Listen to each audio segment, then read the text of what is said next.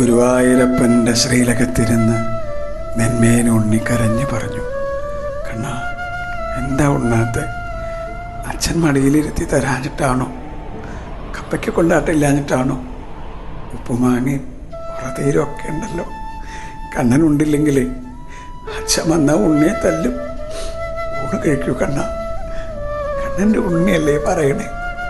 ആ രണ്ട് കാലും കെട്ടിപ്പിടിച്ച് ഉണ്ണി കരഞ്ഞപ്പോൾ ഗുരുവായൂരപ്പൻ അവിടെ വിളമ്പിയത് മുഴുവനുണ്ട്.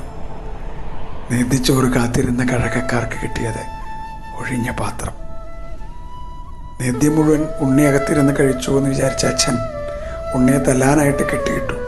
അടിക്കാൻ പുറപ്പെട്ടപ്പോൾ ശ്രീലകത്തിരുന്ന് പൊന്നു ഗുരുവായൂരപ്പൻ വിളിച്ചു പറഞ്ഞു, ഉണ്ണിയെ തല്ലണ്ട, ഉണ്ടത് ഞാൻ. നിഷ്കളങ്ക ഭക്തിക്ക് ഗുരുവായൂരപ്പൻ്റെ സമ്മാനം. കൃഷ്ണ ഗുരുവായൂരപ്പൻ.